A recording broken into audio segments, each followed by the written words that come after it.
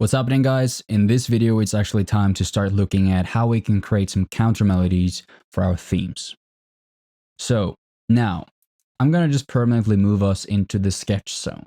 And here, basically what I've done is that I just quickly recorded with a string patch chords that we came up with in the harmony video, and I've just like moved over the melody from a melody chapter to some string instruments, and in some places I've just copied them into flutes as well. And don't worry too much about arrangements now. They're just there with like really simple like few tracks here to just kind of create a little quick idea of what it might sound like. And I used to do this sometimes like really fast because it's a little bit more inspiring to come up with a counter melody in horns in this.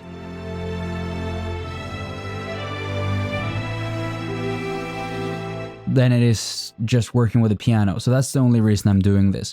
Now I'm just going to make sure we have a little bit more volume on the horn here before we start writing. There we go. Okay, so now let me recap the basic rules of writing counter melodies, especially when you're like starting out. This is really important. So the first fundamental is that the counter melody needs to be independent from the melody. So it's not going to be a harmony to the melody, because if something moves rhythmically in the same way as the melody, it's a part or a harmony of the melody and not an actual standalone melody that we can call a counter melody.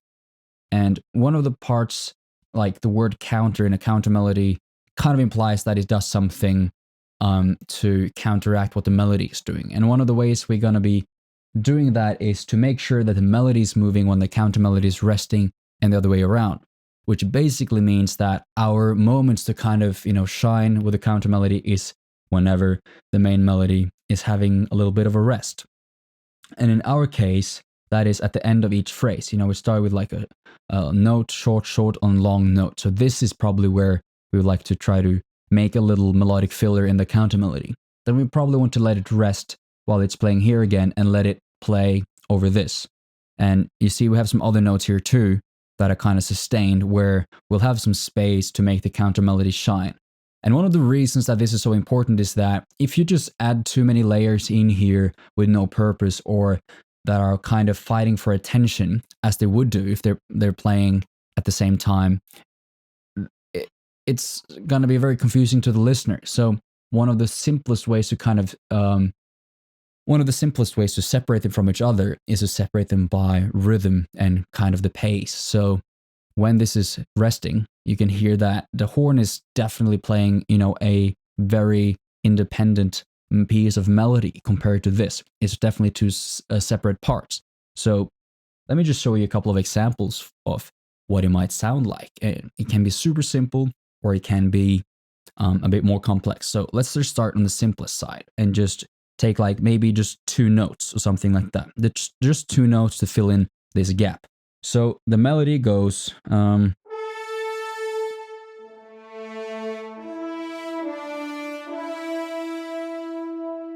so I kind of want to, not focus on this note, but maybe just that might work, And let's just hear what that sounds like.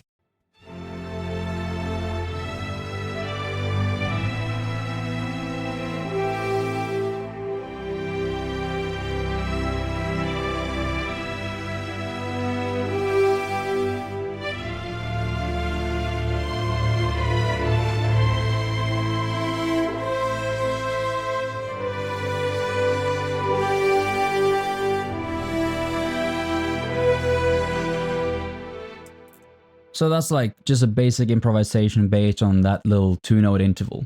All right, so let's look at this. Here we got the horn melody, and this is the violin melody. So the violin is playing, and while this is being sustained, the horn is coming in with a little reply. And then when the melody starts again, I'm just sustaining the horn and kind of letting it die out. The melody takes over, and then the horn comes in and starts to rest again when the melody starts playing. And then they're kind of playing a little bit in harmony, but this is the end of the melody with just a long sustained note, and I'm having the horn kind of playing a little bit of a downwards kind of motion while that's happening. And together, let's just listen to it.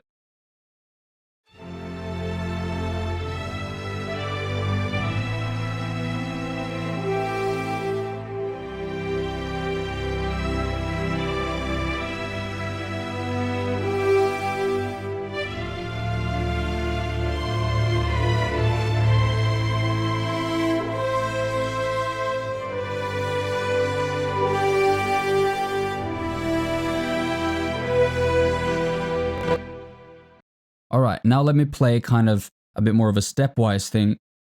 Now let me play something that's a bit more of a stepwise movement in the Countermelody compared to interval leaps, and still fill in the gaps. So let me just play around with that.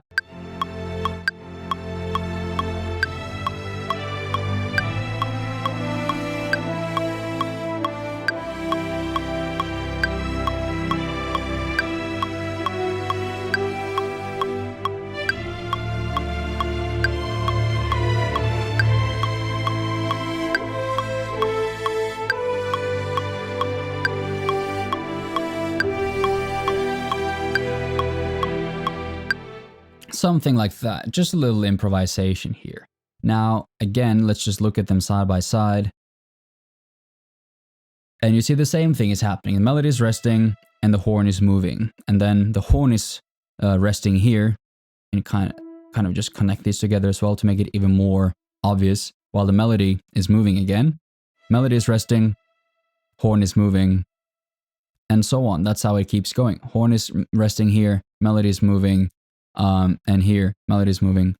I mean, melody is resting and horn is moving. So you kind of see the pattern here. This is the basic premise of how to make a very simple but very effective countermelody. And when you listen to it, it kind of propels the theme forward a little bit. If I take it out here and you listen to this part, it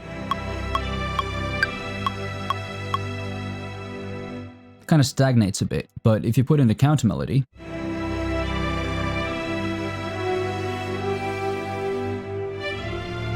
it just adds in another layer of like an interesting element that kind of drives the theme forward a bit and makes it a little bit more emotional. Since I have a horn here, it definitely makes it more heroic as well. You don't have to use the horn. It can be a bit overused sometimes, but it's also very effective in certain situations. So hopefully that makes it a little bit more clear how you can make a good countermelody. And also what I would, try to avoid is to make it move too much and kind of have a too big of a span, so it takes too much attention away from the melody. Again here, I have, you see, 1 octave of a span on the countermelody. I don't want it to take attention away from the main melody. I just wanted to add something fresh and exciting to it. That's basically the mindset of what I'm doing there. Now let's just move over to the other theme that we have here as well and try to come up with some countermelodies for the other themes we have. Let me just play through this and follow the same premise.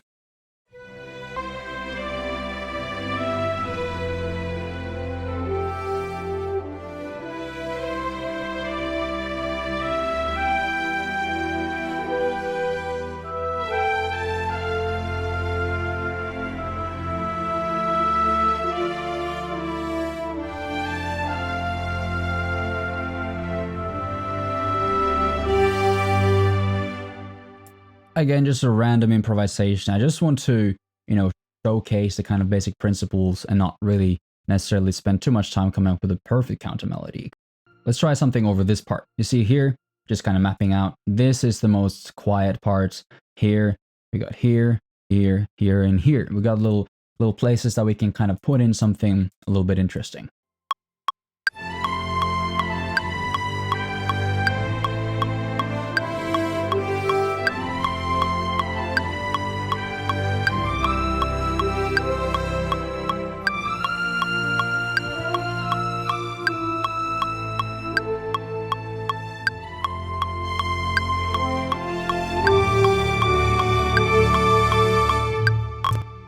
And there we go, we have a little countermelody. Now let's just consolidate this and look at them side by side. Again, I switch it with the other ones. Here again, not really any big surprises. Melody is resting here and the horn countermelody is coming in and the horn is kind of relaxing, just playing a few notes. 1 or 2 is not going to hurt anyone, but I wouldn't have the horn playing anything crazy like the melody is doing here. And then when the melody is resting here, the horn is kind of, coming in, doing this little movement. And here, the horn is kind of answering the melody, which is also a very effective way to use countermelodies, which is kind of answering whatever the melody is doing, kind of call and response. And here, we have the melody kind of resting and the horn coming in doing a fun little line outlining the harmony.